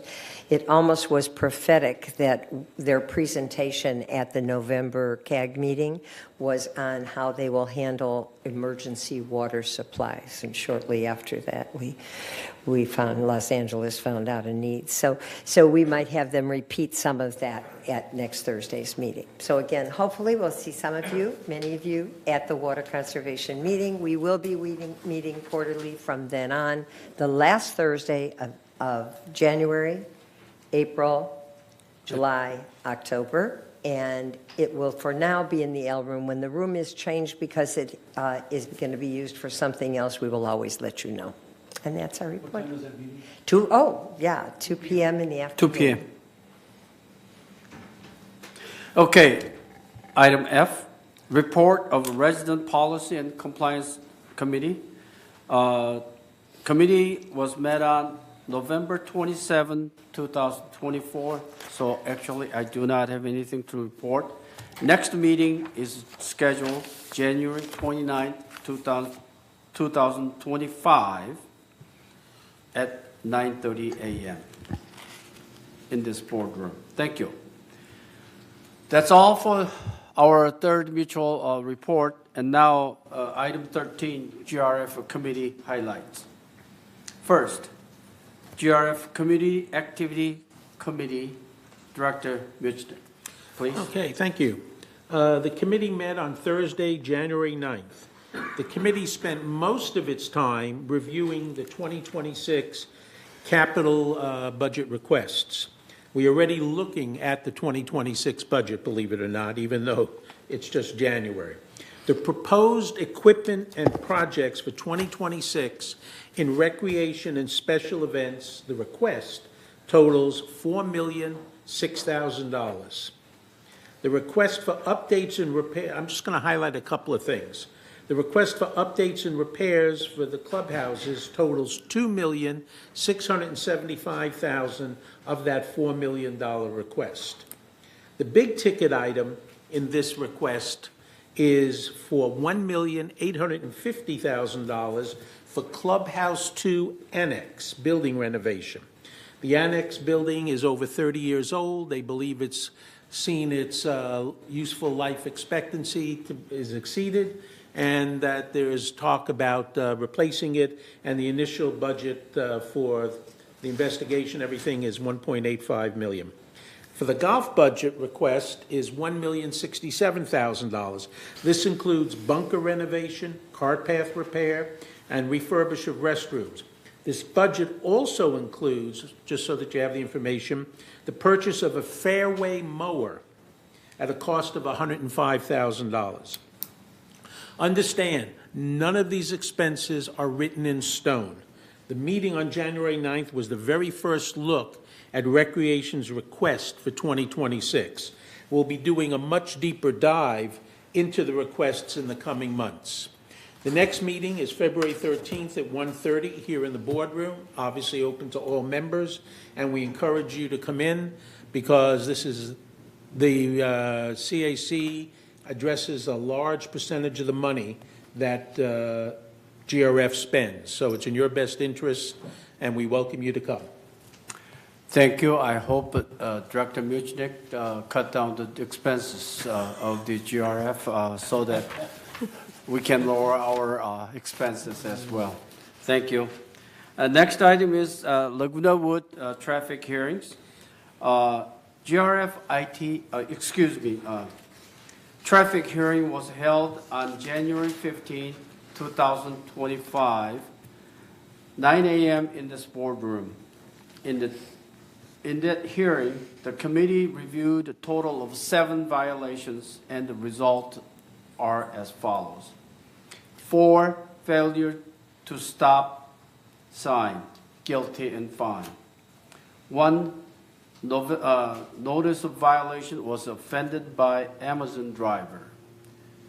1, notice of violation of stop sign was a second violation, resulted in $150 fine. Item 2, 1 park obstruction of access, not guilty. 1 parked on sidewalk, guilty, but no fine as a warning. 1, a driver's license not produced at the time of the stop, the guilty and fine, that will be $200 fine. Next, the traffic hearing is scheduled on February 19, 2025, 9 a.m. in this boardroom, and this hearing committee will be represented by our Director Muchnick in place of myself. So he will be our representative of hearing committee. Thank you. Item C, Disaster Preparedness and Task Force. Director Wayne? Steve's going to do that one. Thanks.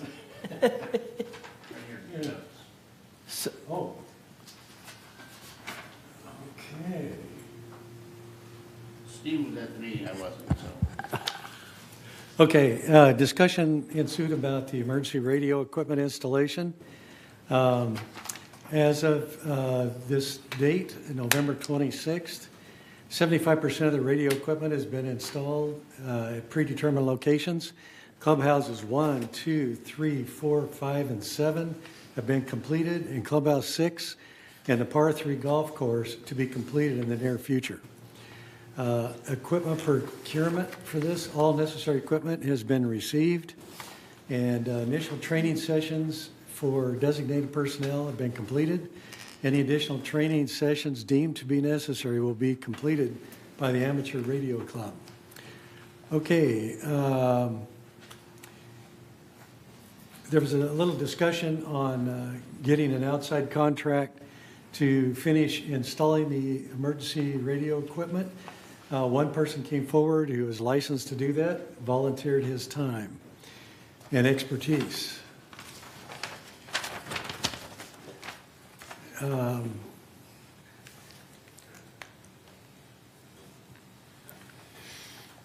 Okay, there was some concern I wanted to mention.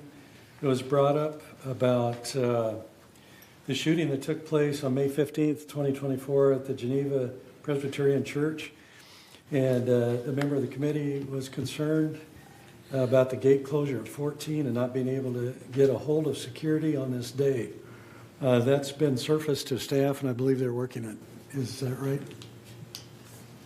That item had actually been long resolved because the sheriff's department controlled that scene, and so I'm not sure what the disconnect was, but we can reach out to the member and make sure that we're on the same page communication-wise. Okay. The other item was the Jacob Green and Associates study. Laguna Woods Village does not have the same responsibility as the city of Laguna Woods. It is a private community, and the analysis was done to show that we're able to do what we're able to do and what the city will do. The goal is not to duplicate city's efforts and responsibility when an emergency is presented. There is a city, state, and Laguna Woods Village responsibility overview. FEMA acts as a fiduciary for the county. The goal is to have an operational person with direct contact to assist in resources and allocations. And there was some discussion, too, about having a person from here being with, the city whenever there is a disaster. So that's being looked at. Anything else you'd like to bring forward? From staff? Just briefly, in terms of having a staff member at the Emergency Operations Center, I know Chief Nunez has been working with the city, and that's definitely something that can be done and will enhance our response in the event that there is a large disaster. Okay. The other thing was on this study, we're going to be able to actually look at it, I think, in March when they present it, and we'll be able to make comments on that. Donna? Yes, I was on the committee prior to your coming back to the board while I was on JRF, and that green study was part of a gap analysis, and the city of Laguna Woods had invited the village to participate with them. So we were able to do that at very little cost because the big study was already being done. So not only is the exciting news that we were able to participate, but that we're actually both on one page now, which is really exciting. Our plans are coordinated. But I was told to remind all of our members and everybody that you talk to, the new directive is when there is an emergency to shelter in place and to get that word out, because up until then it was go to one of the clubhouses, and that is not what the guidance is now. So although this isn't that meeting, I was asked to remind people when we can. Okay. Any other questions? Okay. Okay. Next meeting will be January 28th. January 28th. January 28th? Yes. At 9:30 a.m. In this boardroom. In the boardroom. Yes. Okay. Thank you. Next item is D, GRF Maintenance and Construction Committee. Director Koremi. Yeah, the last meeting was December 11, which was reported in the January meeting, and I'm sorry, in December meeting. Yeah. And the next meeting is February 12, 2025 at 9:30 p.m. Okay. Item E, GRF Finance Committee. Donna? That was just concluding last year and letting everybody know about the increase for this coming year. Okay. The increase was a little over $19, and what was one of the most important points of the meeting was 84% of that increase was costs that GRF had zero control over. It was things like insurance and utilities. Okay. So that was pretty interesting. There was little they could do with those. Next meeting will be February 19th? Right, okay. Item F, a GRF Mobility and Vehicle Committee, Director Johnson.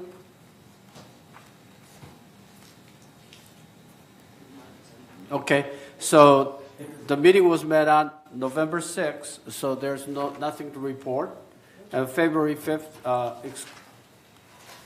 February 5th is the next meeting schedule, right? 1:30 p.m. in this boardroom. Am I right? Yes. Okay. Item G, Landscape Committee, GRF Landscape Committee. It was December 11th. We reported last month at board meeting, and next meeting schedule is the February 12th, 1:30 p.m. in this boardroom. Item H, GRF Media and Communication Committee, Director Moore. Yes, the committee met on October 30th, 2024. The next meeting is January 24th, 2025 at 10:30 a.m. in the boardroom. Thank you. Item I, Space Planning and Ad Hoc Committee, Director Karimi, but this committee hasn't been held for a long time. Now they're scheduling this committee next month. Am I correct? I have not received any Yes, communication yet, but yeah. I take your words for it. Right. So starting next month, there will be revived for the meeting committee. Item J, Information Technology Advisory Committee, ITAC. A closed meeting was held December 27, 2024, 1:30 p.m. in this boardroom. No, excuse me, as a closed meeting. Advisory Committee overseeing the development and implementation of Microsoft-based Dynamic 365 software program, which is ERP. Since the September 1st go live, we have successfully completed the ERP System 1, except the budget program. As we are close to 2026 budget time, ITAC now is setting the budget program targeting to end of April 20th. So next ITAC meeting is scheduled on January 31st at 1:30 p.m. on the web closed meeting. That's my report for web ITAC meeting. Now next item is a GRF Board, Broadband and Ad Hoc Committee. Director Muchnick? Okay. This committee has not met in the last couple of months. However, the broadband group and staff are currently reviewing and redlining the first draft of the Ting agreement. Ting is the company that we're negotiating with to build and install the whole new streaming system that will take place here in the village. Prior to Christmas, the Ting, T-I-N-G, Ting construction team visited Laguna Woods Village for 3 days to walk the site and meet with broadband staff.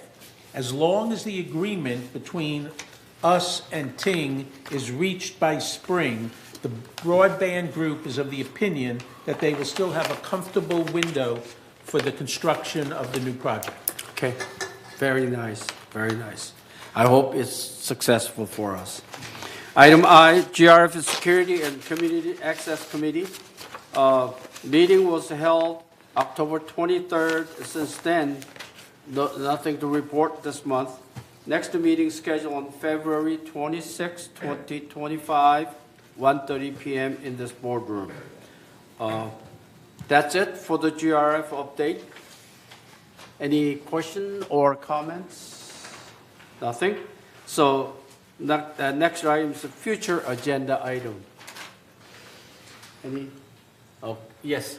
I want to see if we can put that on our agenda because I know United and GRF have formed 2 new committees, energy and revenue enhancement.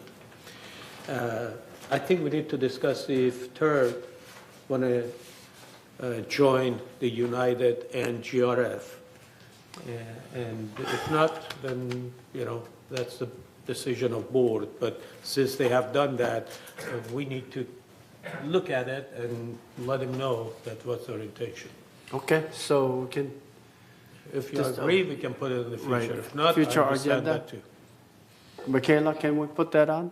Yeah, Paul's taking minutes, so he should be able to add that. Okay, as- so Energy and Revenue Generation Committee, ad hoc committee, something in that nature.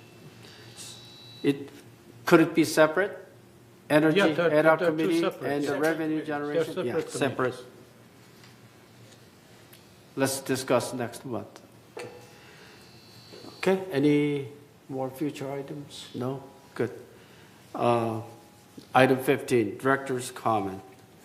Let's go from Donna. Thank you very much. No comment except Happy New Year to everybody. Good. How about Reza? Yeah, I just want to make sure that next month will be every other month that we bring the city manager or invite the city manager to come in. I just want to make sure the staff are aware of that, and we can invite for the next meeting. Okay. The Yes. city manager. Yep. Okay, Yeah, good. thank you. Thank you. And then, Dr. Just want to say good meeting, thank everybody, and also Happy New Year to everybody who's listening, and stay safe. Okay. Dr. Ditto, and no other comments. Good. Wayne? I have no comments. Ruth? No comment. Hey, Fox. I'm here. For everything they do, and thanks for inviting. Thank you. You are not invited. You have to come. All right. So no other choice other than come. And I feel bad about Director Jalen. You know, he's constantly missing the latter part. Last meeting was the same thing. This meeting is the same thing. So I hate to see that happening. If once you volunteer for the sake of the residents, you must fulfill your duty as a directorship. I hope everyone has that. Thank you. SK, Yes. I just want to say thank you to everyone. I truly appreciate the board that I'm on now. It's functioning beautifully. And I thank all the residents here for putting these people in place. So Happy New Year and thank you. Thank you, Peggy. I'll see you in face afternoon. someday. This afternoon, I'll be there this afternoon. Okay, good. Thank you. Oh, you coming this afternoon? Yes. Oh, good. Thank you. So this is done. Director comment. Let's recess for close the meeting at Willow Room. Everybody okay? Adjourning this meeting. Yeah, adjourn this meeting. What time would you like to start the closed yeah. session? It's How current- about 12? Sure, okay. Okay, good. Thank you. Is it okay? 11:43.